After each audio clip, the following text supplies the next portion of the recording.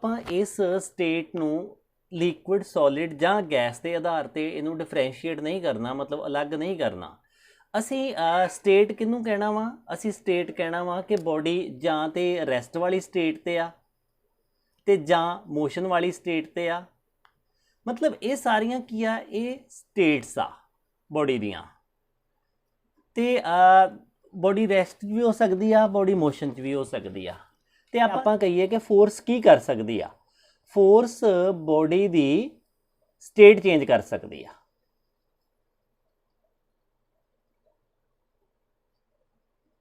It can change the state of body. So body the state change ਕਰ ਸਕਦੀ ਆ। ਮਤਲਬ ਕਲੀਅਰ ਹੋ ਗਿਆ ਕਿ ਬੋਡੀ ਦੀ ਸਟੇਟ ਚੇਂਜ ਹੋਣ ਦਾ ਮਤਲਬ ਕੀ ਆ ਕਿ ਜੇ ਬੋਡੀ ਰੁਕੀ ਹੋਈ ਆ ਤੇ ਬੋਡੀ ਮੂਵ ਕਰ ਸਕਦੀ ਆ, ਤੇ ਜੇ ਬੋਡੀ ਚੱਲ ਰਹੀ ਆ ਤੇ ਉਹ ਬੋਡੀ ਕੀ ਆ? ਰੁਕ ਸਕਦੀ ਆ। ਤੇ ਤੀਸਰੀ ਗੱਲ ਅਸੀਂ ਕੀ ਆ? ਡਾਇਰੈਕਸ਼ਨ ਵੀ ਚੇਂਜ ਹੋ ਸਕਦੀ ਆ। ਸੋ ਅਸੀਂ ਦੇਖਿਆ ਕਿ ਫੋਰਸ ਕੀ ਆ? ਫੋਰਸ ਇੱਕ ਐਕਸਟਰਨਲ ਏਜੰਟ ਆ। External agent. ਐਕਸਟਰਨਲ ਏਜੰਟ ਕਿਉਂ ਕਿਹਾ ਮੈਂ? ਇੱਥੇ ਇੰਟਰਨਲ ਏਜੰਟ ਕਿਉਂ ਨਹੀਂ ਕਹਿਤਾ? ਮੈਂ ਇੱਥੇ ਇੱਕ ਵਰਡ ਯੂਜ਼ ਕਰਦਾ, ਇੰਟਰਨਲ ਏਜੰਟ। ਇੰਟਰਨਲ ਦਾ ਮਤਲਬ ਅੰਦਰਲਾ ਤੇ ਐਕਸਟਰਨਲ ਦਾ ਮਤਲਬ ਬਾਹਰਲਾ। ਹੁਣ ਦੇਖੋ ਜਿਹੜੀਆਂ ਮੋਸ਼ਨ ਆ ਨਾ, ਜਿਹੜਾ ਵੀ ਕੋਈ ਮੋਸ਼ਨ ਆ ਫਿਜ਼ਿਕਸ ਦੇ ਵਿੱਚ, ਤੇ ਉਹ ਹਮੇਸ਼ਾ ਹੀ ਐਕਸਟਰਨਲ ਫੋਰਸਿਸ ਪੈਦਾ ਕਰਦੀਆਂ ਵਾ।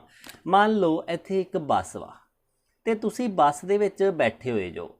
ਤੁਸੀਂ ਬੱਸ ਦੇ ਵਿੱਚ ਬੈਠੇ ਹੋਏ ਅਗਲੀ ਸੀਟ ਨੂੰ ਧੱਕਾ ਲਗਾਓ। ਮੰਨ ਲਓ ਇਹ ਕੀ ਆ? ਅਗਲੀ ਸੀਟ ਆ। ਤੁਸੀਂ ਬੱਸ ਦੇ ਵਿੱਚ ਬੈਠ ਕੇ ਸਾਹਮਣੇ ਵਾਲੀ ਸੀਟ ਨੂੰ ਧੱਕਾ ਲਾਓਗੇ ਤੇ ਕੀ ਇਹ ਬੱਸ ਮੂਵ ਕਰੇਗੀ?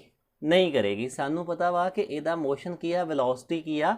ਉਹ ਜ਼ੀਰੋ ਰਹੇਗੀ, ਮਤਲਬ ਮੋਸ਼ਨ ਜ਼ੀਰੋ ਰਹੇਗਾ। ਹੁਣ ਇਹ ਜਿਹੜੀ ਫੋਰਸ ਵਾ ਇਹ ਕਿਹੜੀ ਆ? ਇਹ ਇੰਟਰਨਲ ਫੋਰਸ ਆ, ਮਤਲਬ ਅੰਦਰਲੀ ਫੋਰਸ ਵਾ। ਤੇ ਜੇਕਰ ਇਹੋ ਹੀ ਬੰਦਾ ਨੀਚੇ ਉਤਰ ਕੇ ਫੋਰਸ ਲਗਾਏਗਾ ਤੇ ਹੁਣ ਹੋ ਸਕਦਾ ਵਾ ਕਿ ਇਹ ਬੱਸ ਜਾਂ ਕਾਰ ਮੂਵ ਕਰ ਜੇ, ਕਿਉਂਕਿ ਹੁਣ ਕੀ ਆ? ਇਹ ਐਕਸਟਰਨਲ ਫੋਰਸ ਆ। ਤੇ ਮੋਸ਼ਨ ਕੌਣ ਪੈਦਾ ਕਰਦੀਆਂ ਵਾ? ਮੋਸ਼ਨ ਹਮੇਸ਼ਾ ਹੀ ਐਕਸਟਰਨਲ ਫੋਰਸ ਪੈਦਾ ਕਰਦੀਆਂ। ਮਤਲਬ ਕਾਜ਼ ਆਫ ਮੋਸ਼ਨ ਕਿਹਦੇ ਕਰਕੇ ਆ? Due to external force. ਸਿਰਫ ਐਕਸਟਰਨਲ ਫੋਰਸ ਦੇ ਕਰਕੇ ਹੀ ਮੋਸ਼ਨ ਪੈਦਾ ਹੁੰਦਾ ਹੈ, ਇੰਟਰਨਲ ਫੋਰਸ ਦੇ ਕਰਕੇ ਮੋਸ਼ਨ ਪੈਦਾ ਨਹੀਂ ਹੁੰਦਾ। ਹੁਣ ਦੇਖੋ ਇਹ ਬੰਦਾ ਬੱਸ ਦੇ ਵਿੱਚ ਬਹਿ ਕੇ ਅਗਲੀ ਸੀਟ ਨੂੰ ਧੱਕਾ ਲਗਾਈ ਜਾ ਰਿਹਾ ਵਾ ਤੇ ਬੱਸ ਮੂਵ ਨਹੀਂ ਕਰ ਰਹੀ। ਤੇ ਆਪਾਂ ਇੱਥੇ ਕੀ ਸ਼ਬਦ ਯੂਜ਼ ਕਰਦੇ ਹਾਂ ਕਿ ਇਹ ਬੰਦਾ ਤੇ ਬੱਸ ਇਹ ਇੱਕੋ ਸਿਸਟਮ ਆ, ਤੇ ਇੱਕੋ ਸਿਸਟਮ ਦੇ ਵਿੱਚ ਇਹ ਅੰਦਰ ਫੋਰਸ ਲਾਉਂਦੇ ਪਏ ਆ। ਪਰ ਜਦੋਂ ਮੈਂ ਇਹ ਗੱਲ ਕਹੀ ਆ ਕਿ ਇਹ ਬੰਦਾ ਬੱਸ ਤੋਂ ਉਤਰ ਕੇ ਬਾਹਰ ਹੋ ਗਿਆ, ਹੁਣ ਧੱਕਾ ਲਾਉਣਾ ਸਟਾਰਟ ਕੀਤਾ, ਹੁਣ ਇਹ ਦੋ ਸਿਸਟਮ ਆ। ਇੱਕ ਸਿਸਟਮ ਇਹ ਵਾ ਤੇ ਇੱਕ ਸਿਸਟਮ ਕੀ ਆ? ਬੱਸ ਵਾ।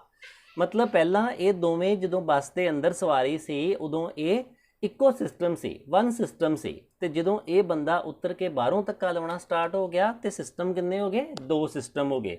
ਤੇ ਅਸੀਂ ਦੇਖਿਆ ਕਿ ਜਿਹੜੀ ਐਕਸਟਰਨਲ ਫੋਰਸ ਵਾ ਉਹੀ ਕੀ ਕਰਦੀ ਆ? ਮੋਸ਼ਨ ਨੂੰ ਪੈਦਾ ਕਰਦੀ ਆ। ਹੁਣ ਦੇਖੋ ਇੱਕ ਗਲਾਸ ਦੇ ਵਿੱਚ ਪਾਣੀ ਆ। ਅਸੀਂ ਕਿਹਾ ਕਿ ਇੱਕ ਗਲਾਸ ਦੇ ਵਿੱਚ ਕੋਈ ਪਾਣੀ ਲੈ ਲਓ ਜਾਂ ਲਿਕੁਇਡ ਲੈ ਲਓ, ਤੇ ਇਸ ਪਾਣੀ ਦੇ ਵਿੱਚ ਕੀ ਆ? ਮੋਲੀਕਿਊਲ ਆ। ਤੇ ਇਹ ਮੋਲੀਕਿਊਲ ਇੱਕ ਦੂਜੇ ਦੇ ਨਾਲ ਇੰਟਰਮੋਲੀਕਿਊਲਰ ਫੋਰਸ ਦੇ ਨਾਲ ਜੁੜੇ ਹੋਏ ਆ। ਕੈਮਿਸਟਰੀ ਕਹਿੰਦੀ ਆ ਕਿ ਇਹਨਾਂ ਦੇ ਵਿੱਚ ਇੰਟਰ ਮੋਲੀਕਿਊਲਰ ਫੋਰਸ ਆ। ਹੁਣ ਦੇਖੋ ਜੇਕਰ ਇਹਨਾਂ ਦੇ ਵਿੱਚ ਫੋਰਸ ਵਾ ਤੇ ਇਹਨਾਂ ਦੇ ਵਿੱਚ ਮੋਸ਼ਨ ਹੋ ਸਕਦਾ ਨਹੀਂ, ਕਿਉਂਕਿ ਇਹਨਾਂ ਦੇ ਵਿੱਚ ਜਿਹੜੀ ਫੋਰਸ ਵਾ ਨਾ ਉਹ ਕਿਹੜੀ ਫੋਰਸ ਵਾ? ਇੰਟਰਨਲ ਫੋਰਸ ਆ। ਤੇ ਇਹਨੂੰ ਮੋਸ਼ਨ ਵਿੱਚ ਲਿਆਉਣ ਲਈ ਕਿਹੜੀ ਫੋਰਸ ਚਾਹੀਦੀ ਆ? ਸਾਨੂੰ ਐਕਸਟਰਨਲ ਫੋਰਸ ਚਾਹੀਦੀ ਆ, ਐਕਸਟਰਨਲ।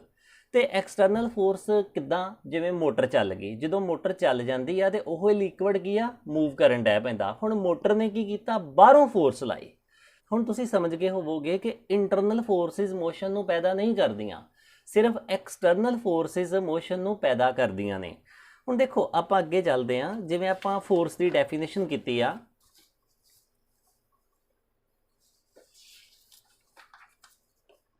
ਤੇ ਆਪਾਂ ਫੋਰਸ ਦੇ ਵਿੱਚ ਕਿਹਾ ਵਾ ਕਿ ਫੋਰਸ ਤਿੰਨ ਕੰਮ ਕਰ ਸਕਦੀ ਆ। ਮਤਲਬ ਇਹਦੇ ਕੋਲੋਂ ਕੀ ਆ?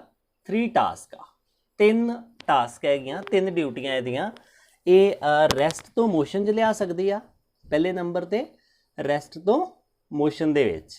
ਮਤਲਬ ਜਿਹੜੀ ਚੀਜ਼ ਰੁਕੀ ਹੋਈ ਆ ਉੱਤੇ ਫੋਰਸ ਲਾਓ ਤੇ ਉਹ ਮੂਵ ਕਰ ਸਕਦੀ ਆ। 2 ਨੰਬਰ ਤੇ ਕੀ ਕਹੀਏ? ਮੋਸ਼ਨ। ਮੋਸ਼ਨ ਤੋਂ ਰੈਸਟ ਵਿੱਚ ਵੀ ਲਿਆ ਸਕਦੀ ਆ। ਮਤਲਬ ਜਿਹੜੀ ਚੀਜ਼ ਪਹਿਲਾਂ ਹੀ ਚੱਲ ਰਹੀ ਆ ਉਹਨੂੰ ਰੋਕ ਸਕਦੀ ਆ, ਮਤਲਬ ਰੁਕਾ ਸਕਦੀ ਆ। ਤੇ ਤੀਸਰੀ ਚੀਜ਼ ਆ ਡਾਇਰੈਕਸ਼ਨ ਦਾ ਬਦਲਣਾ, ਮਤਲਬ ਡਾਇਰੈਕਸ਼ਨ ਨੂੰ ਚੇਂਜ ਕਰ ਸਕਦੀ ਆ। ਹੁਣ देखो जो ये काम कर सकता वा मतलब ਰੈਸਟ ਤੋਂ ਮੋਸ਼ਨ 'ਚ ਲਿਆ ਸਕਦਾ ਵਾ, ਮੋਸ਼ਨ ਤੋਂ ਰੈਸਟ 'ਚ ਲਿਆ ਸਕਦਾ ਵਾ, ਡਾਇਰੈਕਸ਼ਨ ਚੇਂਜ ਕਰ ਸਕਦਾ, ਉਹਨੂੰ ਕੀ ਬੋਲਾਂਗੇ? ਉਹਨੂੰ ਬੋਲਾਂਗੇ ਫੋਰਸ। ਉਹ ਕੀ ਆ? ਫੋਰਸ ਆ। ਤੇ ਫੋਰਸ ਕੀ ਆ? ਐਕਸਟਰਨਲ ਏਜੰਟ ਆ, मतलब ਇਹ ਬਾਹਰੋਂ ਇੱਕ ਏਜੰਟ ਆ ਜਿੰਨੇ ਰੈਸਟ ਤੋਂ ਮੋਸ਼ਨ 'ਚ ਲੈ ਆਂਦਾ ਜਾਂ ਮੋਸ਼ਨ ਤੋਂ ਰੈਸਟ ਵਿੱਚ ਲੈ ਆਂਦਾ। ਇਹ ਸਾਡੀ ਕੀ ਆ? ਫੋਰਸ। ਹੁਣ ਆਪਾਂ ਜੇਕਰ ਫੋਰਸ ਦੀ ਡੈਫੀਨੇਸ਼ਨ ਬਣਾਉਣੀ ਹੋਵੇ ਇੱਥੋਂ ਆਪਾਂ ਕੀ ਕਵਾਂਗੇ ਕਿ ਫੋਰਸ ਇੱਕ ਇਹੋ ਜਿਹੀ ਚੀਜ਼ ਆ ਜਿਹੜੀ ਬੋਡੀ ਦੀ ਸਟੇਟ ਬਦਲ ਸਕਦੀ ਆ। ਸਟੇਟ ਦਾ ਮਤਲਬ ਕੀ ਆ ਕਿ ਰੈਸਟ ਤੋਂ ਮੋਸ਼ਨ 'ਚ ਲਿਆ ਸਕਦੀ ਆ ਤੇ ਮੋਸ਼ਨ 'ਚੋਂ ਰੈਸਟ 'ਚ ਲਿਆ ਸਕਦੀ ਆ, ਤੇ ਤੀਸਰਾ ਕੀ ਆ? ਡਾਇਰੈਕਸ਼ਨ ਚੇਂਜ ਹੋ ਸਕਦੀ ਆ। ਹੁਣ ਆਪਾਂ ਇਹਦੀਆਂ ਟਾਈਪਸ ਦੇਖਦੇ ਹਾਂ। ਦੇਖੋ ਇਹਦੇ ਵਿੱਚ ਕਿਤਾਬ ਦੇ ਵਿੱਚ ਸਾਡੇ ਕੋਲੋਂ ਇਹਨੂੰ ਦੋ ਟਾਈਪਸ ਦੇ ਵਿੱਚ ਵੰਡਿਆ ਗਿਆ। ਇੱਕ ਵੰਡਿਆ ਹੋਇਆ ਵਾ ਬੈਲੈਂਸਡ ਫੋਰਸ ਤੇ ਇੱਕ ਵੰਡਿਆ ਹੋਇਆ ਅਨਬੈਲੈਂਸਡ ਫੋਰਸ। ਸਾਡੇ ਕੋਲੋਂ ਦੋ ਫੋਰਸਿਸ ਆ, ਬੈਲੈਂਸਡ ਫੋਰਸ ਤੇ ਅਨਬੈਲੈਂਸਡ ਫੋਰਸ। ਹੁਣ ਦੇਖੋ ਬੈਲੈਂਸਡ ਦਾ ਮਤਲਬ ਕੀ ਆ? ਪੰਜਾਬੀ 'ਚ ਅਸੀਂ ਕਹੀਏ ਕਿ ਸਥਿਰ ਵਾ, ਤੇ ਆ ਕੀ ਆ? ਅਸਥਿਰ ਵਾ। ਤੇ ਇਹਨਾਂ ਨਾਲ ਫੋਰਸਿਸ। ਹੁਣ ਦੇਖੋ ਆਪਾਂ ਉਦਾਹਰਨ ਦੇ ਤੌਰ ਤੇ ਸਮਝਦੇ ਹਾਂ ਕਿ ਇੱਕ ਬੋਡੀ ਆ ਤੇ ਮੰਨ ਲਓ ਇਹਨੂੰ ਫੋਰਸ ਲੱਗ ਰਹੀ ਆ ਇਧਰੋਂ 5। ਵੈਸੇ ਫੋਰਸ ਦਾ ਯੂਨਿਟ ਹੁੰਦਾ ਜਿਹੜਾ SI ਯੂਨਿਟ ਆ, ਮੈਂ ਉਹਨੂੰ ਬਾਅਦ ਵਿੱਚ ਡਿਫਾਈਨ ਕਰ ਦਿੰਦਾ। SI ਯੂਨਿਟ ਇਹਦਾ ਹੈਗਾ ਵਾ ਨਿਊਟਨ ਫੋਰਸ ਦਾ। ਜਿਵੇਂ ਆਪਾਂ ਕਹਿੰਦੇ ਨਾ ਲੈਂਥ ਕਿੰਨੇ ਕਿਲੋਮੀਟਰ ਵਾ, ਤੇ ਆਪਾਂ ਇਹਨੂੰ ਕਹਿੰਦੇ ਆ ਫੋਰਸ ਕਿੰਨੇ ਨਿਊਟਨ ਆ। ਅਸੀਂ ਇਹਨੂੰ ਨਿਊਟਨ ਦੇ ਵਿੱਚ ਮਾਪਦੇ ਆ, ਤੇ ਨਿਊਟਨ ਕੀ ਆ? ਇੱਕ ਸਾਇੰਟਿਸਟ ਦਾ ਨਾਮ ਆ ਤੇ ਜਿਹਦੇ ਤੋਂ ਅਸੀਂ ਫੋਰਸ ਦਾ ਯੂਨਿਟ ਰੱਖਿਆ ਹੋਇਆ ਵਾ। ਤੇ ਜੇਕਰ ਤੁਸੀਂ ਇਦਾਂ ਲਿਖਦੇ ਜੋ ਨਾ ਕਿ ਮੰਨ ਲਓ force is equal to 5 newton, ਜਦੋਂ ਤੁਸੀਂ ਇਕੱਲਾ n ਪਾਉਣਾ ਵਾ ਵੱਡਾ ਪਾਉਣਾ ਵਾ, ਮਤਲਬ ਵੱਡਾ n ਪਾਉਣਾ, ਤੇ ਜਦੋਂ ਤੁਸੀਂ ਪੂਰਾ ਸ਼ਬਦ ਯੂਜ਼ ਕਰਨਾ ਵਾ ਤੇ ਫਿਰ ਇਸ ਤਰੀਕੇ ਨਾਲ ਕਰਨਾ ਵਾ।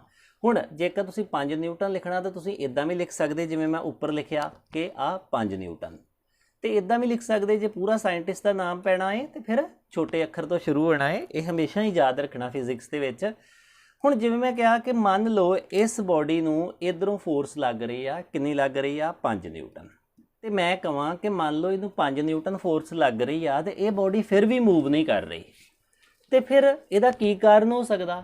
ਇਹਦਾ ਕਾਰਨ ਤੇ ਫਿਰ ਇੱਕੋ ਹੀ ਹੋ ਸਕਦਾ ਕਿ ਇਹਨੂੰ ਬੈਕ ਸਾਈਡ ਤੋਂ ਵੀ ਉਨੀ ਫੋਰਸ ਲੱਗਣ ਦੀ ਹੋਊਗੀ ਕਿ ਮੰਨ ਲਓ ਇਧਰੋਂ ਵੀ ਫੋਰਸ 5 ਨਿਊਟਨ ਲੱਗਦੀ ਪਈ ਆ, ਇੱਧਰ 1 ਇੱਧਰ 2 ਕਹਿ ਦਿੰਦੇ ਆ। ਹੁਣ ਦੇਖੋ ਇੱਕ ਬੋਡੀ ਨੂੰ ਉਹਨਾਂ ਜ਼ੋਰ ਲਾ ਕੇ ਇਧਰੋਂ ਖਿੱਚੋਗੇ ਤੇ ਉਹਨਾਂ ਜ਼ੋਰ ਲਾ ਕੇ ਇਧਰੋਂ ਖਿੱਚੋਗੇ ਤੇ ਬੋਡੀ ਮੂਵ ਕਰੇਗੀ, ਤੇ ਸਾਨੂੰ ਪਤਾ ਬੋਡੀ ਮੂਵ ਨਹੀਂ ਕਰੂਗੀ। ਹੁਣ ਇੱਥੇ ਕੀ ਆ? ਇੱਥੇ ਫੋਰਸਿਸ ਬੈਲੈਂਸ ਹੋ ਗਈਆਂ ਵਾ ਕਿ ਇਹਨਾਂ ਨੇ ਇਸ ਫੋਰਸ ਨੂੰ ਬੈਲੈਂਸ ਕਰ ਲਿਆ, ਤੇ ਅਸੀਂ ਵੇਖਿਆ ਕਿ ਜਿਹੜੀ ਬੈਲੈਂਸ ਫੋਰਸ ਆ ਉਹ ਮੋਸ਼ਨ ਨਹੀਂ ਬਣਾਉਂਦੀ, ਮਤਲਬ ਉਹ ਗਤੀ ਵਿੱਚ ਨਹੀਂ ਲਿਆ ਸਕਦੀ। ਜਦੋਂ ਬੈਲੈਂਸ ਫੋਰਸ ਆ ਉਦੋਂ ਨੋ ਮੋਸ਼ਨ, ਕੋਈ ਮੋਸ਼ਨ ਨਹੀਂ ਹੁੰਦਾ। ਤੇ ਜਦੋਂ ਅਨਬੈਲੈਂਸ ਆ, ਅਨਬੈਲੈਂਸ ਦੇਖੋ ਮੈਂ ਕਹਾਂ ਕਿ ਇੱਥੇ ਕੀ ਆ? ਇੱਧਰ ਨੂੰ ਫੋਰਸ ਲੱਗ ਰਹੀ ਆ F1 8 ਨਿਊਟਨ, ਤੇ ਮੰਨ ਲਓ ਇੱਧਰ ਨੂੰ ਵੀ ਲੱਗ ਰਹੀ ਆ, ਜਾਂ ਇੱਧਰ ਨੂੰ ਨਹੀਂ ਲੱਗ ਰਹੀ ਜਾਂ ਲੱਗ ਰਹੀ ਆ। ਜੇ ਆਪਾਂ ਕਹਿੰਦੇ ਆ ਕਿ ਇੱਧਰ ਨੂੰ ਨਹੀਂ ਲੱਗ ਰਹੀ ਫਿਰ ਕੀ ਆ? ਇਹ ਅੱਗੇ ਨੂੰ ਮੂਵ ਕਰੇਗਾ। ਤੇ ਜੇ ਆਪਾਂ ਇੱਧਰ ਨੂੰ ਕਹਿੰਦੇ ਆ ਕਿ ਮੰਨ ਲਓ F2 ਕਿੰਨੀ ਲੱਗ ਰਹੀ ਆ? 3 ਨਿਊਟਨ ਪਿੱਛੇ ਨੂੰ ਲੱਗ ਰਹੀ ਆ। ਹੁਣ ਇਹ ਸਥਿਤੀ ਕੀ ਬਣ ਗਈ ਕਿ ਇਸ ਬੋਡੀ ਨੂੰ ਇੱਧਰੋਂ 8 ਨਿਊਟਨ ਫੋਰਸ ਨਾਲ ਖਿੱਚਿਆ ਜਾ ਰਿਹਾ ਤੇ ਪਿੱਛੇ ਨਾਲ ਖਿੱਚਿਆ ਜਾ ਰਿਹਾ 3 ਨਿਊਟਨ ਨਾਲ। ਹੁਣ ਬੋਡੀ ਕਿੱਧਰ ਨੂੰ ਮੂਵ ਕਰੂਗੀ? ਸਾਨੂੰ ਪਤਾ ਹੈ ਕਿ ਬੋਡੀ ਨੇ ਕਿੱਧਰ ਨੂੰ ਮੂਵ ਕਰ ਜਾਣਾ? ਜਿੱਧਰ ਜ਼ਿਆਦਾ ਫੋਰਸ ਆ। ਕਿੰਨੀ ਨਾਲ? ਇਹ 8 ਲਗਾ ਰਿਹਾ, 8 - 3 5 5 ਨਿਊਟਨ ਦੇ ਨਾਲ ਇਹਨੇ ਕੀ ਆ? ਅੱਗੇ ਨੂੰ ਮੂਵ ਕਰ ਜਾਣਾ। ਹੁਣ ਕੀ ਆ? ਹੁਣ ਫੋਰਸਿਸ ਅਨਬੈਲੈਂਸ ਆ, मतलब अगे ते पिछे सेम फोर्स नहीं लगती पई। आपां इहनूं की कहने आ? अनबैलेंस। ते अनबैलेंस फोर्स की करदी आ? अनबैलेंस फोर्स हमेशा की करदी है? ऑलवेज कॉज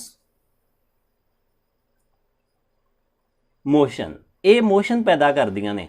इत्थे एक की पॉइंट याद रखो कि जदों भी बॉडी मूव करती आ ते उहदे ते कोई ना कोई फोर्स लगती आ, ते वो फोर्स किहड़ी होएगी? अनबैलेंस फोर्स होएगी। बैलेंस फोर्स कदे भी मोशन पैदा नहीं करती। हुण देखो तुसी बेंच के उपर बैठे जो जां कुर्सी के उपर बैठे जो, हुण जदों कुर्सी के उपर बैठे जो तो जिन्नी फोर्स तुसी कुर्सी ते नीचे नूं लगा रहे जो, उन्नी फोर्स कुर्सी की कर रही आ? उपर नूं लगा रही आ। उत्थे फोर्स की आ? बैलेंस आ। ते तुसी नीचे नहीं डिग रहे तो ना तुसी कुर्सी तो हवा दे विच उड़ रहे जो, क्योंकि फोर्स की हो गई आ? बैलेंस हो गई आ। सो आपां होर एग्जाम्पल देखते हैं इहदियां कि ਇਹਨੂੰ ਆਪਾਂ ਲਿਖਦੇ ਕਿੱਦਾਂ ਵਾ ਬੈਲੈਂਸ ਫੋਰਸ ਨੂੰ। ਆਪਾਂ ਕਹਿੰਦੇ ਆ ਕਿ ਜੇਕਰ ਕਿਸੇ ਬੋਡੀ ਤੇ ਲੱਗਣ ਵਾਲੀਆਂ ਫੋਰਸਿਸ ਦਾ ਸਮ 0 ਹੋਵੇ ਤਾਂ ਫੋਰਸਿਸ बैलेंस कहाउणगियां।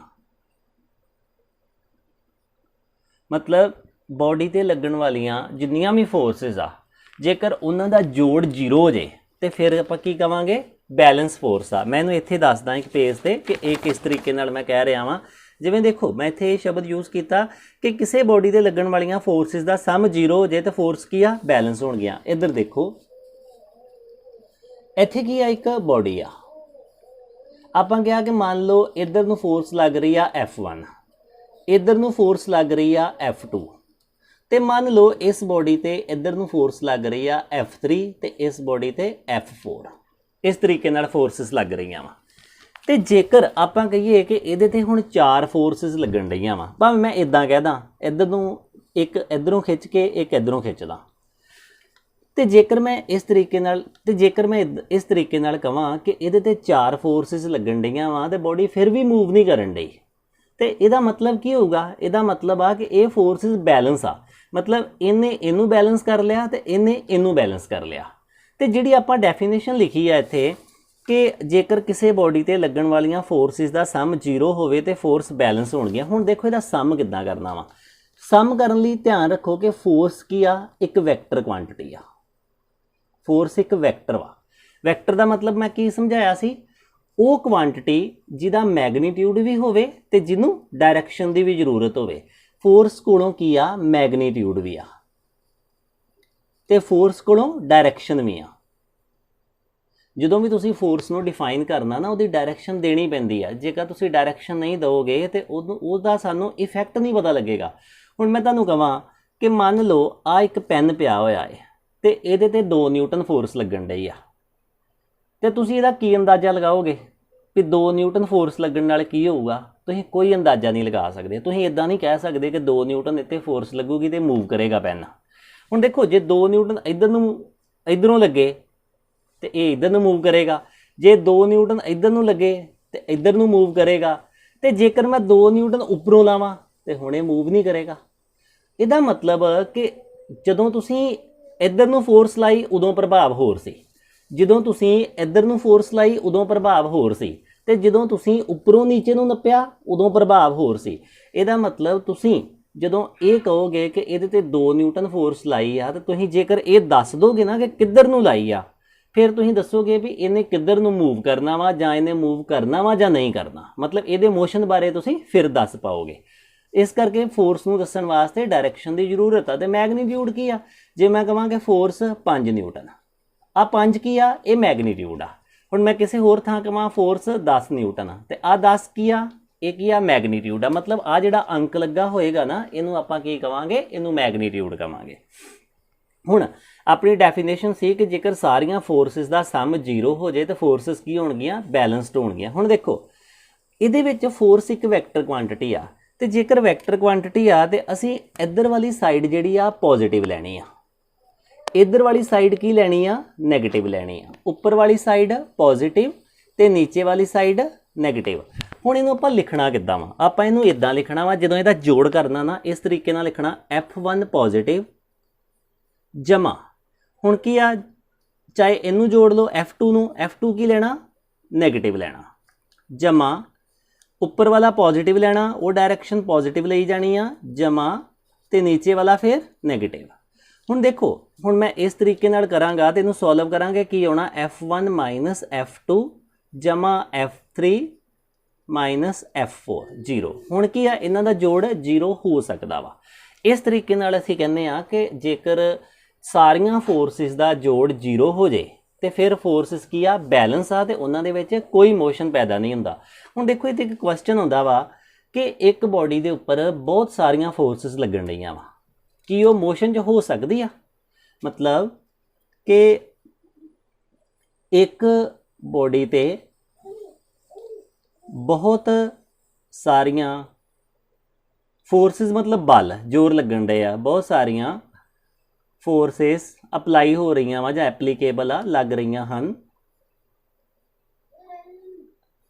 तो की वो बॉडी मोशन विच होएगी जां रैस्ट विच?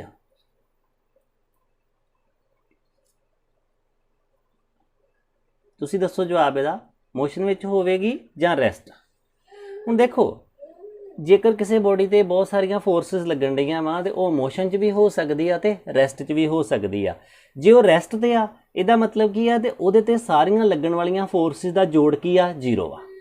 तो जे वो मोशन च आ तो इहदा मतलब वो सारियां फोर्सिस का जोड़ जीरो नहीं आ। फिर आपां इत्थे जिद्दां चार फोर्सिस कहियां, मान लो F1 F2 F3 minus F4, जे ये नॉन जीरो हुंदा वा फिर की आ, unbalance uh.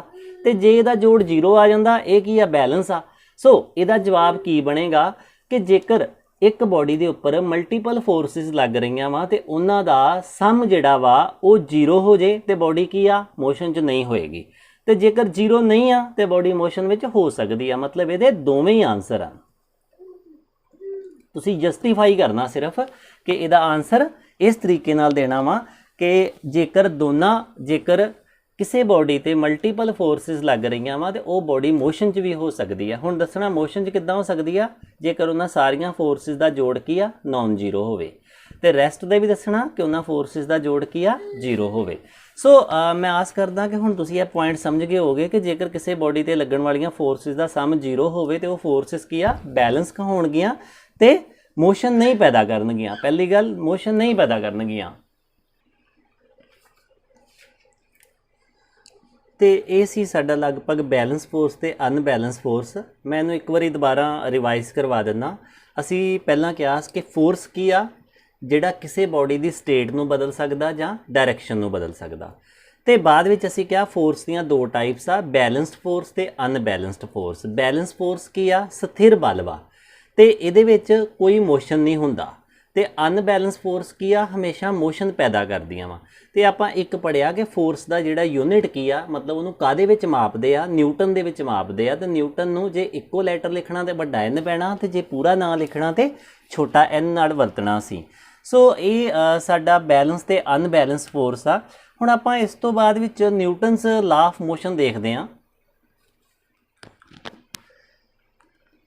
Newton's law of motion असी NLM भी वर्ड यूज़ कर लेंगे न्यूटनस लॉ ऑफ मोशन वास्ते। देखो न्यूटन एक मकैनिक्स दे विच बहुत वड्डा साइंटिस्ट होया वा। जिहड़ी ब्रांच असी फिजिक्स की पढ़ रहे हैं ना, मतलब जिवें स्टार्टिंग दे विच असी मोशन दीयां इक्वेशनस देखियां ते हुण आपां न्यूटन दे लॉ देख रहे हैं। इस ब्रांच नूं बोलदे आ मकैनिक्स। ये फिजिक्स की एक ब्रांच आ। जिवें तुसीं सुनिया ना कि साइंस दीयां ब्रांचिज आ, फिजिक्स वा, कैमिस्ट्री आ, बायोलॉजी आ, मैथमैटिक्स आ। उस तरीके नाल हर एक विशा जिहड़ा वा वो अगे ब्रांचां दे विच डिवाइड हो जांदा वा। ते इस फिजिक्स की इस ब्रांच नूं की बोलदे आ, मकैनिक्स बोल। सो ये साडी मकैनिक्स आ जिहदे विच असीं न्यूटनस लॉ ऑफ मोशन पढ़ने आ। तो सब तो पहला असी गल करते हैं लॉ ऑफ इनर्शिया की। न्यूटनस लॉ तो पहला असी लॉ ऑफ इनर्शिया बारे गल करते हैं। लॉ ऑफ इनर्शिया देखो इत्थे एक वर्ड यूज होया वा इनर्शिया। असी इत्थे इनर्शिया वर्ड लिखिया वा, इहदा मतलब देखते हैं, इनू समझण की कोशिश करना कि लॉ ऑफ इनर्शिया की चीज़ आ। लॉ ऑफ इनर्शिया दे विच ये गल कही जाती है कि कोई बॉडी अपनी स्टेट आपे नहीं बदल सकती। मतलब कोई भी बॉडी अपनी स्टेट आपे नहीं बदल सकती।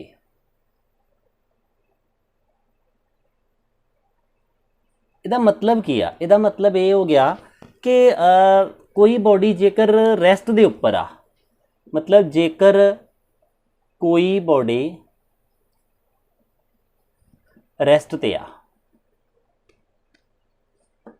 तां वो अपने आप मोशन विच नहीं आ सकती।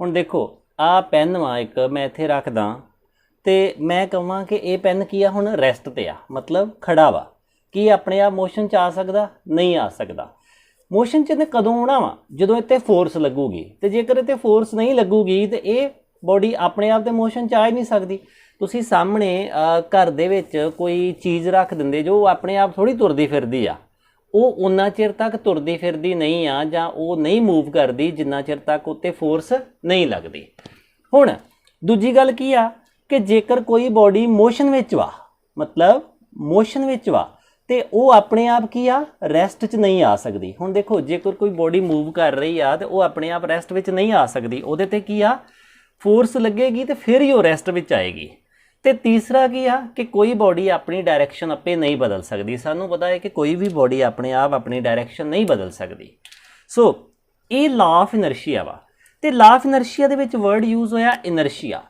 ਇਨਰਸ਼ੀਆ ਜਿਵੇਂ ਅਸੀਂ ਕੈਮਿਸਟਰੀ 'ਚ ਵਰਡ ਯੂਜ਼ ਕਰਦੇ ਹਾਂ ਇਨਹੈਰੈਂਟ ਗੈਸ ਮਤਲਬ ਅਕਿਰਿਆਸ਼ੀਲ ਗੈਸ ਜਿਵੇਂ ਨੋਬਲ ਗੈਸਿਸ ਨੂੰ ਆਪਾਂ ਕਹਿ ਦਿੰਦੇ ਹਾਂ ਉੱਦਾਂ ਹੀ ਅਸੀਂ ਵਰਡ ਯੂਜ਼ ਕਰਦੇ ਹਾਂ ਇਨਹੈਰੀਟੈਂਸ ਮਤਲਬ ਇੱਕ ਪਰੰਪਰਾਗਤ ਜਾਂ ਇੱਕ ਕਹੀਏ ਕਿ ਇਹੋ ਜਿਹੀ ਇੱਕ ਪ੍ਰੋਪਰਟੀ ਆ ਜਿਹੜੀ ਅਸੀਂ ਬੋਡੀ ਨੂੰ ਬਾਹਰੋਂ ਨਹੀਂ ਦਿੱਤੀ ਇਹ ਬੋਡੀ ਦੇ ਆਪਣੇ ਆਪ ਹੀ ਉਹਨੂੰ ਕੁਦਰਤ ਵੱਲੋਂ ਹੀ ਮਿਲੀ ਹੋਈ ਆ ਹੁਣ ਦੇਖੋ ਇਹ ਪ੍ਰੋਪਰਟੀ ਕਿਹੜੀ ਆ ਸਾਹਮਣੇ ਪੇਜ ਪਿਆ ਹੋਇਆ ਤੁਹਾਡੇ ਇਹ ਰੈਸਟ ਤੇ ਆ ਇਹਦਾ ਰੈਸਟ ਵਿੱਚ ਹੋਣਾ ਇਹਦੀ ਇੱਕ ਨੈਚੁਰਲ ਪ੍ਰੋਪਰਟੀ ਆ ਕਿਉਂਕਿ ਆਪਣੇ ਆਪ ਕੀ ਆ ਫੋਰਸ ਤੋਂ ਬਿਨਾ ਕਿਉਂਕਿ ਇਹ ਫੋਰਸ ਤੋਂ ਬਿਨਾ ਆਪਣੇ ਆਪ ਮੂਵ ਨਹੀਂ ਕਰੇਗਾ ਇਹਦੀ ਇਨਹੈਰੈਂਟ ਪ੍ਰੋਪਰਟੀ ਆ ਮਤਲਬ ਜੋ ਇਹਨੂੰ ਪਰੰਪਰਾਗਤ ਕੁਦਰਤੀ ਤੌਰ ਤੇ ਮਿਲੀ ਗਈ ਆ ਤੇ ਹੁਣ ਜੇਕਰ ਕੋਈ ਬੋਡੀ ਮੋਸ਼ਨ 'ਚ ਹੋਵੇ ਤੇ ਉਹ ਆਪਣੇ ਆਪ ਨਹੀਂ ਰੁਕ ਸਕਦੀ ਤੇ ਜੇਕਰ ਕੋਈ ਬੋਡੀ ਕਿਸੇ ਸਿੱਧੀ ਡਾਇਰੈਕਸ਼ਨ 'ਚ ਜਾ ਰਹੀ ਆ ਤੇ ਉਹ ਆਪਣੇ ਆਪ ਵਿੰਗੀ ਨਹੀਂ ਦਿਆ ਸਕਦੀ ਇਹ ਉਹਦੀ ਬੋਡੀ ਦੀ ਪ੍ਰੋਪਰਟੀਜ਼ ਆ ਇਨਹੈਰੈਂਟ ਪ੍ਰੋਪਰਟੀਜ਼ ਆ ਇਹਨੂੰ ਅਸੀਂ ਕਹਿੰਦੇ ਆ ਲਾ ਆਫ ਇਨਰਸ਼ੀਆ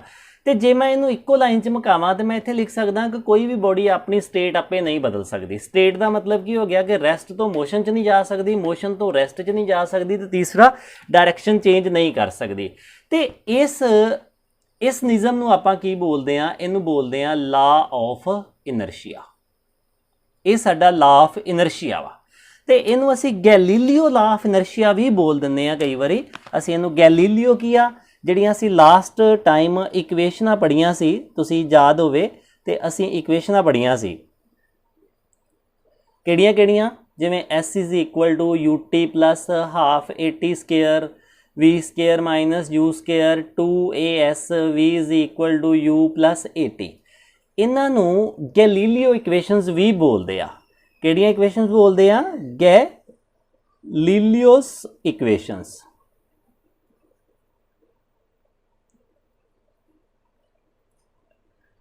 ਹੁਣ ਦੇਖੋ ਇੱਥੇ ਇੱਕ ਬਹੁਤ ਹੀ ਇੰਟਰਸਟਿੰਗ ਫੈਕਟਰ ਆ ਗੈਲੀਲੀਓ ਇੱਕ ਬਹੁਤ ਵੱਡਾ ਸਾਇੰਟਿਸਟ ਸੀ ਉਹਨੇ ਇਹ ਵਾਲੀਆਂ ਇਕੁਏਸ਼ਨਸ ਪ੍ਰੂਵ ਕਰਤੀਆਂ ਸੀ ਇੱਥੇ ਇੱਕ ਇੰਟਰਸਟਿੰਗ ਫੈਕਟਰ ਇਹ ਆ ਕਿ ਗੈਲੀਲੀਓ ਨੇ ਜਦੋਂ ਇਹ ਸਾਰੀਆਂ ਇਕੁਏਸ਼ਨਸ ਦਿੱਤੀਆਂ ਤੇ ਨਾਲ ਉਹਨੇ ਕੀ ਆ ਗ੍ਰੈਵਿਟੇਸ਼ਨ ਬਾਰੇ ਵੀ ਆਪਣੇ ਕਨਸੈਪਟ ਦਿੱਤੇ ਗ੍ਰੈਵਿਟੇਸ਼ਨ ਦਾ ਮਤਲਬ ਕੀ ਆ ਕਿ ਜਿਹੜਾ ਧਰਤੀ ਦਾ ਸਾਡਾ ਗੁਰਤਾਕਰਸ਼ਣ ਬਲ ਵਾ ਮਤਲਬ ਕਿ ਜਿਵੇਂ ਅਸੀਂ ਕਹੀਏ ਕਿ ਧਰਤੀ ਸੂਰਜ ਦੇ ਦੁਆਲੇ ਘੁੰਮਦੀ ਆ ਜਾਂ ਸੂਰਜ ਧਰਤੀ ਦੇ ਦੁਆਲੇ ਘੁੰਮਦਾ ਵਾ ਇਹਦੇ ਬਾਰੇ ਗਲੀਲੀਓ ਨੇ ਕੀ ਸੀ ਆਪਣੇ ਵਿਚਾਰ ਦਿੱਤੇ ਸੀ ਤੇ ਜਦੋਂ ਇਹ ਗਲੀਲੀਓ ਦੇ ਵਿਚਾਰਾਂ ਨੂੰ ਕੀ ਆ ਉਸ ਸਮੇਂ ਦੇ ਧਾਰਮਿਕ ਗੁਰੂਆਂ ਨੂੰ ਬਿਲਕੁਲ ਵੀ ਪਸੰਦ ਨਹੀਂ ਆਏ ਤੇ ਗਲੀਲੀਓ ਨੂੰ ਇਹਦੀ ਸਜ਼ਾ ਦਿੱਤੀ ਗਈ ਤੇ ਉਹਨੂੰ ਮਾਰ ਦਿੱਤਾ ਗਿਆ ਤੇ ਕੁਝ ਸਮੇਂ ਬਾਅਦ ਇੰਗਲੈਂਡ ਦੇ ਵਿੱਚ ਇੱਕ ਬੰਦਾ ਪੈਦਾ ਹੁੰਦਾ ਜਿਹਨੂੰ ਨਿਊਟਨ ਕਿਹਾ ਜਾਂਦਾ ਤੇ ਨਿਊਟਨ ਬਿਲਕੁਲ ਉੱਥੋਂ ਹੀ ਕੰਮ ਸ਼ੁਰੂ ਕਰਦਾ ਜਿੱਥੋਂ ਗੈਲੀਲੀਓ ਛੱਡ ਕੇ ਗਿਆ ਸੀ ਦੇਖੋ ਜਿਵੇਂ ਇਹ ਨਿਯਮ ਆ ਇਸ ਨਿਯਮ ਦੇ ਵਿੱਚ ਗੈਲੀਲੀਓ ਨੇ ਕਿਹਾ ਕਿ ਕੋਈ ਬੋਡੀ ਆਪਣੀ ਸਟੇਟ ਆਪੇ ਨਹੀਂ ਚੇਂਜ ਕਰ ਸਕਦੀ ਤੇ ਨਿਊਟਨ ਨੇ ਇੱਕ ਲਾਈਨ ਪਲੱਸ ਕਰਤੀ ਇਹਦੇ 'ਚ ਜਦੋਂ ਤੱਕ ਕੋਈ ਐਕਸਟਰਨਲ ਏਜੰਟ ਇਹਦੇ ਉੱਪਰ ਫੋਰਸ ਨਹੀਂ ਲਗਾਉਂਦਾ ਮਤਲਬ ਸਿਸਟਮ ਦੇ ਉੱਪਰ ਫੋਰਸ ਨਹੀਂ ਲਗਾਉਂਦਾ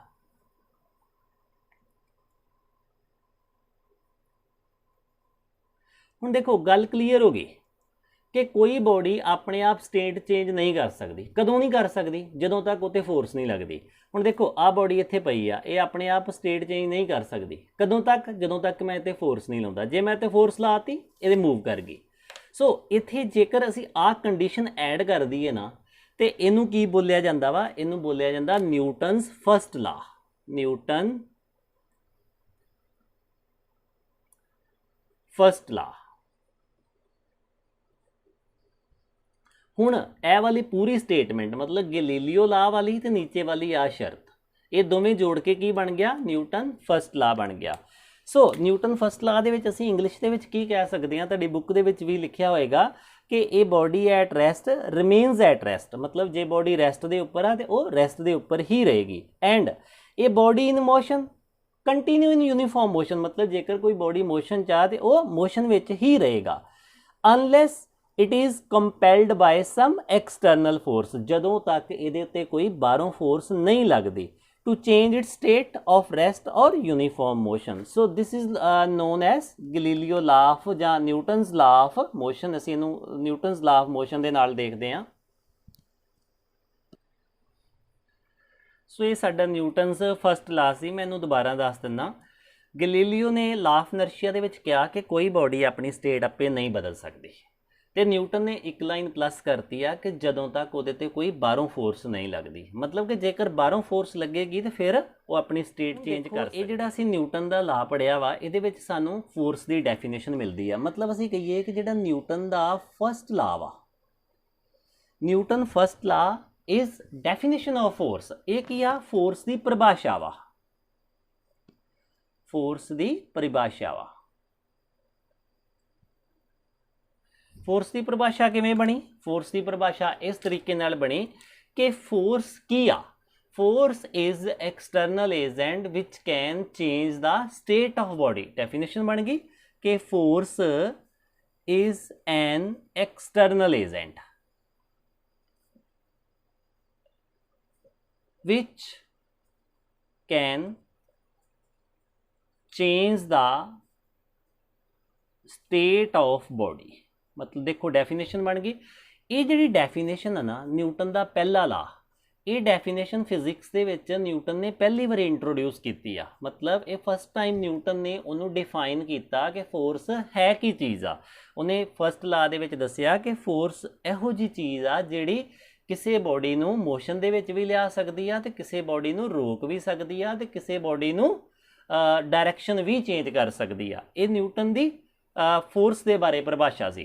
हुण देखो इहदे विच असीं इन्ना ही पढ़ते हैं, पर इहदे विच एक दो चीज़ां होर वा साडे सीखण वालियां, उहदियां वा कि इनर्शिया दीयां टाइप्स, कि इनर्शिया दी किहड़ी-किहड़ी टाइप आ, मतलब टाइप्स ऑफ इनर्शिया। असी पढ़िया ला ऑफ इनर्शिया, तो उत्थों ही असी पढ़ रहे हैं टाइप्स ऑफ इनर्शिया, कि इनर्शिया दीयां टाइप्स की आ। इनर्शिया दी टाइप दे विच सब तो पहला आउंदा वा साडे कोलों इनर्शिया ऑफ रेस्ट, मतलब inertia of rest. Inertia of rest नूं आपां उदाहरण के तौर पर समझते हैं। मन लो तुसीं एक बस दे विच बैठे जो, तो बस ये जिहड़ी बस वा ये एकदम स्टार्ट हो जाए, जदों एकदम स्टार्ट हो जाऊगी तो तुसीं किधर नूं डिगदे जो? कदी नोट किया? जां मोटरसाइकिल ते बैठे होवो जां किसी चीज़ दे विच बैठे होवो तो वो बस एकदम स्टार्ट हो के नीचों निकले तो तुसीं किधर नूं डिगदे जो? तुसीं अगे डिगदे जां पिछे? पिछे नूं डिगदे जो। सानूं पता है कि तुसीं बैकवर्ड डिगदे जो, फॉल्स बैकवर्ड। मतलब कदों की गल कर रहे हैं? जदों कोई चीज़ एकदम स्टार्ट हो के नीचों निकले तो फॉल्स बैकवर्ड। हुण देखो ये जिहड़ा बस का एकदम चलना जां मोटरसाइकिल स्कूटर कार का एकदम चलना तो तुसीं पिछे डिगना, ये की आ? इनू इनर्शिया ऑफ रेस्ट बोलते आ। इहदा मतलब की? हुण देखो हुण जदों तुसीं बस दे विच बैठे जो इस तरीके नाल सीट ते, मतलब इत्थे की आ बस की सीट आ, तो तुसीं इत्थे बैठे हुए जो इस तरीके नाल, उपर तुहाडा आ अपर पोर्शन आ ते इत्थे तुहाडीआं इदां लत्तां वा, इस तरीके नाल तुसीं बैठे हुए जो। तुसीं वधिया ड्राइंग बना लेना। यह की है? एक सीट आ ते तुसीं उपर बैठे हुए जो इस तरह लत्तां ला के। हुण नीचे की आ? बस का सरफेस आ, मतलब बस का सतह वा बस की। जदों बस मूव करती है ना एकदम किसी वेलोसिटी दे नाल, तुहाडा जिहड़ा नीचे वाला सरफेस है ना, मतलब तुहाडा नीचे वाला पोर्शन, मतलब इन्ना पोर्शन, ये लत्तां ते ये वाला जिहड़ा वा पट्टां वाला पोर्शन, ये की आ? ये बस दे नाल डायरैक्टली कॉन्टैक्ट विच हुंदा वा। ते जदों बस एकदम चली ना, ये नीचे वाला पोर्शन भी एकदम अगे मूव करता वा। पर अपर पोर्शन की आ? अपर पोर्शन फ्लैक्सीबल आ, ये ਉੱਥੇ ਹੀ ਰਹਿ ਜਾਂਦਾ, ਮਤਲਬ ਇਹਦੇ ਵੈਲੋਸਿਟੀ ਕੀ ਆ, 0 ਆ, ਤੇ ਅਗਲੇ ਪੋਰਸ਼ਨ ਦੀ ਵੈਲੋਸਿਟੀ ਕੀ ਆ, ਉਹਦੀ ਬੱਸ ਦੇ ਨਾਲ ਮੂਵ ਕਰਨ ਤੇ ਨਾਲ ਹੀ ਵੈਲੋਸਿਟੀ ਬਣ ਗਈ, ਤੇ ਇਹ ਅਜੇ ਉੱਥੇ ਹੀ ਆ, ਇਹ ਕੀ ਆ, ਪਿੱਛੇ ਰਹਿ ਜਾਂਦਾ ਵਾ। ਤੇ ਸਾਨੂੰ ਕੀ ਮਹਿਸੂਸ ਹੁੰਦਾ ਵਾ ਕਿ ਸਾਡਾ ਧੜ ਜਿਹੜਾ ਵਾ, ਸਾਡਾ ਸਰੀਰ ਜਿਹੜਾ ਵਾ ਉਹ ਫਾਲਸ ਬੈਕਵਰਡ। ਹੁਣ ਇਹਨੂੰ ਦੁਬਾਰਾ ਦੇਖੋ, ਮੈਂ ਇਹ ਗੱਲ ਕਹਿ ਰਿਹਾ ਵਾਂ ਕਿ ਸਾਡਾ ਲੋਅਰ ਪੋਰਸ਼ਨ ਜਿਹੜਾ ਵਾ ਉਹ ਬੱਸ ਦੇ ਕੰਟੈਕਟ ਵਿੱਚ ਹੁੰਦਾ ਵਾ। ਜਦੋਂ ਬੱਸ ਮੂਵ ਕਰਦੀ ਆ ਤਾਂ ਸਾਡਾ ਲੋਅਰ ਪੋਰਸ਼ਨ ਕੰਟੈਕਟ ਵਿੱਚ ਹੋਣ ਕਰਕੇ ਉਹ ਵੀ ਨਾਲ ਹੀ ਮੂਵ ਕਰਦਾ ਵਾ, ਪਰ ਸਾਡਾ ਅਪਰ ਪੋਰਸ਼ਨ ਜਿਹੜਾ ਵਾ ਉਹ ਫਲੈਕਸੀਬਲ ਹੁੰਦਾ ਵਾ, ਉਹ ਬੱਸ ਦੇ ਨਾਲ ਉਹਨਾਂ ਕੰਟੈਕਟ ਦੇ ਵਿੱਚ ਨਹੀਂ ਆ, ਉਹ ਕੀ ਆ, ਉੱਥੇ ਰਹਿ ਜਾਂਦਾ, ਮਤਲਬ ਆਪਣੀ ਪਹਿਲੀ ਸਟੇਟ ਦੇ ਵਿੱਚ ਹੀ ਰਹਿ ਜਾਂਦਾ। ਉਹਦੀ ਸਟੇਟ ਪਹਿਲਾਂ ਕਿਹੜੀ ਸੀ, ਰੈਸਟ। ਤੇ ਨੀਚੇ ਵਾਲੇ ਨੇ ਕੀ ਕੀਤਾ, ਨੀਚੇ ਵਾਲੇ ਪੋਰਸ਼ਨ ਨੇ ਉਹਨੇ ਬੱਸ ਦੇ ਨਾਲ ਹੀ ਮੋਸ਼ਨ 'ਚ ਆ ਗਿਆ, ਪਰ ਉੱਪਰਲਾ ਧੜ ਆਪਣੀ ਪਹਿਲੀ ਸਟੇਟ ਦੇ ਵਿੱਚ ਰਹਿਣ ਦੀ ਕੋਸ਼ਿਸ਼ ਕਰਦਾ ਵਾ, ਤੇ ਇਸ ਕਰਕੇ ਸਾਨੂੰ ਕੀ ਮਾਲੂਮ ਹੁੰਦਾ ਵਾ ਕਿ ਬੋਡੀ ਪਿੱਛੇ ਨੂੰ ਡਿੱਗੀ ਆ। ਹੁਣ ਦੇਖੋ ਇਦਾਂ ਹੀ ਹੁੰਦਾ ਵਾ, ਮੰਨ ਲਓ ਤੁਸੀਂ ਘੋੜ ਸਵਾਰੀ ਕਰਨ ਡਏ ਜੋ, ਇੱਕ ਘੋੜੇ ਤੇ ਬੈਠੇ ਜੋ, ਘੋੜਾ ਇੱਕਦਮ ਚੱਲ ਗਿਆ, ਘੋੜਾ ਇੱਕਦਮ ਚੱਲ ਗਿਆ ਤਾਂ ਤੁਹਾਡਾ ਜਿਹੜਾ ਧੜ ਵਾ ਉੱਪਰਲਾ ਪੋਰਸ਼ਨ ਉਹ ਪਿੱਛੇ ਨੂੰ ਡਿੱਗੇਗਾ। ਕਿਉਂ ਪਿੱਛੇ ਨੂੰ ਡਿੱਗੇਗਾ, ਕਿਉਂਕਿ ਲੋਅਰ ਪੋਰਸ਼ਨ ਤੁਹਾਡਾ ਘੋੜੇ ਦੇ ਕੰਟੈਕਟ ਵਿੱਚ ਆ, ਜਦੋਂ ਘੋੜਾ ਮੂਵ ਕੀਤਾ ਉਹ ਵੀ ਨਾਲ ਹੀ ਮੂਵ ਕਰ ਗਿਆ, ਪਰ ਜਿਹੜਾ ਅਪਰ ਪੋਰਸ਼ਨ ਆ ਉਹ ਪਿੱਛੇ ਰਹਿ ਗਿਆ। ਤੇ ਪਿੱਛੇ ਰਹਿਣ ਨਾਲ ਸਾਨੂੰ ਕਿੱਦਾਂ ਦਾ ਫੀਲ ਹੋਇਆ ਕਿ ਉਹ ਅਸੀਂ ਬੈਕਵਰਡ ਫਾਲ ਕਰਦੇ ਆ, ਮਤਲਬ ਪਿੱਛੇ ਨੂੰ ਡਿੱਗਦੇ ਆ। ਸੋ ਇਹ ਸਾਡੀ ਇਨਰਸ਼ੀਆ ਆਫ ਰੈਸਟ ਦੀ ਐਗਜ਼ਾਮਪਲ ਆ। ਤੇ ਆਪਾਂ ਦੂਸਰੀ ਐਗਜ਼ਾਮਪਲ ਲਈਏ, ਇਨਰਸ਼ੀਆ ਆਫ ਮੋਸ਼ਨ, ਕਿ ਇਨਰਸ਼ੀਆ ਆਫ ਮੋਸ਼ਨ ਕੀ ਚੀਜ਼ ਆ।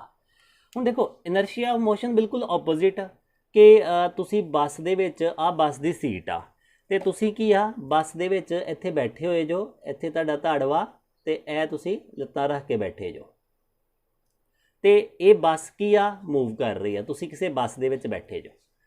ਹੁਣ ਇਹ ਬੱਸ ਜੇਕਰ ਇੱਕਦਮ ਬ੍ਰੇਕ ਮਾਰੇ, ਤੁਸੀਂ ਕਿੱਧਰ ਨੂੰ ਡਿੱਗੋਗੇ, ਯਾਦ ਕਰੋ, ਤੇ ਤੁਸੀਂ ਕੀ ਕਰੋਗੇ, ਤੁਸੀਂ ਅੱਗੇ ਨੂੰ ਡਿੱਗੋਗੇ। ਇਹਦੇ ਵਿੱਚ ਕੀ ਆ, ਫਾਲਸ ਫਾਰਵਰਡ, ਅੱਗੇ ਨੂੰ ਡਿੱਗੋਗੇ। ਤੁਸੀਂ ਨੋਟ ਕੀਤਾ ਹੋਏਗਾ, ਤੁਸੀਂ ਅੱਗੇ ਨੂੰ ਡਿੱਗਦੇ ਜੋ। ਇਹ ਕਿੱਦਾਂ ਹੁੰਦਾ, ਇਹ ਇਦਾਂ ਹੁੰਦਾ ਕਿ ਜਦੋਂ ਬੱਸ ਮੂਵ ਕਰ ਰਹੀ ਹੁੰਦੀ ਹੈ ਨਾ, ਤੁਹਾਡਾ ਲੋਅਰ ਪੋਰਸ਼ਨ ਤੇ ਅਪਰ ਪੋਰਸ਼ਨ ਹੁਣ ਦੋਵੇਂ ਰੈਸਟ ਵਿੱਚ ਨਹੀਂ ਰਹੇ, ਇਹ ਕੀ ਆ, ਦੋਵੇਂ ਮੂਵ ਕਰ ਰਹੇ ਆ। ਹੁਣ ਦੇਖੋ ਇਹ ਕਿਵੇਂ ਹੁੰਦਾ, ਜਦੋਂ ਬੱਸ ਮੂਵ ਕਰਨ ਡੈ ਪੈਂਦੀ ਆ, ਉਦੋਂ ਤੁਹਾਡਾ ਲੋਅਰ ਪਾਰਟ ਤੇ ਅਪਰ ਪਾਰਟ ਦੋਵੇਂ ਮੋਸ਼ਨ ਵਿੱਚ ਆ ਜਾਂਦੇ ਆ। ਬੱਸ ਨੇ ਮਾਰੀ ਇੱਕਦਮ ਬ੍ਰੇਕ, ਵੈਲੋਸਿਟੀ 0, ਤੁਹਾਡਾ ਨੀਚੇ ਵਾਲਾ ਪੋਰਸ਼ਨ ਜਿਹੜਾ ਵਾ ਉਹ ਬੱਸ ਦੇ ਕੰਟੈਕਟ ਵਿੱਚ ਵਾ, ਉਹ ਬੱਸ ਦੇ ਨਾਲ ਹੀ ਕੀ ਆ, ਰੈਸਟ ਵਿੱਚ ਆ ਗਿਆ। ਪਰ ਜਿਹੜਾ ਤੁਹਾਡਾ ਅਪਰ ਪੋਰਸ਼ਨ ਆ ਉਹ ਤੇ ਅਜੇ ਵੀ ਅੱਗੇ ਨੂੰ ਮੂਵ ਕਰ ਰਿਹਾ ਵਾ, ਨੀਚੇ ਵਾਲਾ ਪੋਰਸ਼ਨ ਬੱਸ ਦੇ ਨਾਲ ਉਸੇ ਵੇਲੇ ਰੈਸਟ 'ਚ ਆ ਗਿਆ, ਅਪਰ ਪੋਰਸ਼ਨ ਨੂੰ ਕੀ ਲੱਗਣ ਡਿਆ ਕਿ ਅਜੇ ਵੀ ਮੂਵ ਕਰ ਰਿਹਾ ਵਾ, ਉਹ ਕੀ ਆ, ਉਹ ਅਜੇ ਵੀ ਅੱਗੇ ਨੂੰ ਡਿੱਗਦਾ ਵਾ, ਕਿਉਂਕਿ ਉਹਦੇ ਹਿਸਾਬ ਨਾਲ ਕੀ ਅਜੇ ਵੀ ਮੂਵ ਕਰ ਰਹੇ ਆ। ਹੁਣ ਦੇਖੋ ਮੈਂ ਦੋਵਾਂ ਐਗਜ਼ਾਮਪਲਸ ਨੂੰ ਇਕੱਠਾ ਕਰਾਂ।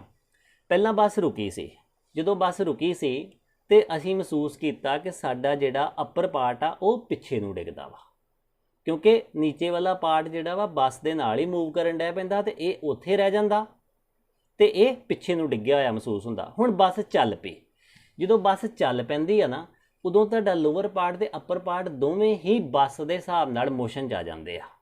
ਪਰ ਫਿਰ ਜਦੋਂ ਬੱਸ ਨੇ ਇੱਕਦਮ ਬ੍ਰੇਕ ਮਾਰੀ ਤੇ ਲੋਅਰ ਪਾਰਟ ਇੱਕਦਮ ਰੈਸਟ ਵਿੱਚ ਆ ਜਾਂਦਾ, ਤੇ ਅਪਰ ਪਾਰਟ ਅਜੇ ਵੀ ਮੋਸ਼ਨ 'ਚ ਹੁੰਦਾ ਵਾ, ਤੇ ਇਸ ਕਰਕੇ ਉਹ ਕੀ ਆ, ਅੱਗੇ ਨੂੰ ਡਿੱਗਦਾ ਵਾ। ਇਹ ਸਾਡੀਆਂ ਕੀ ਆ, ਇਨਰਸ਼ੀਆ ਦੀਆਂ ਐਗਜ਼ਾਮਪਲਸ ਆ।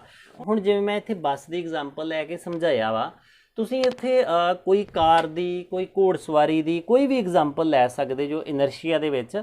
ਮੈਂ ਸਿਰਫ ਇੱਕ ਉਦਾਹਰਨ ਦੇ ਤੌਰ 'ਤੇ ਸਮਝਾਇਆ, ਇਹਨੂੰ ਬੁੱਕ ਦੇ ਵਿੱਚੋਂ ਚੰਗੇ ਤਰੀਕੇ ਨਾਲ ਦੇਖ ਲੈਣਾ, ਮਤਲਬ ਆਸ ਕਰਦਾ ਤੁਹਾਨੂੰ ਇਹਦੇ ਵਿੱਚੋਂ ਚੰਗੇ ਤਰੀਕੇ ਨਾਲ ਸਮਝ ਲੱਗ ਗਈ ਹੋਏਗੀ।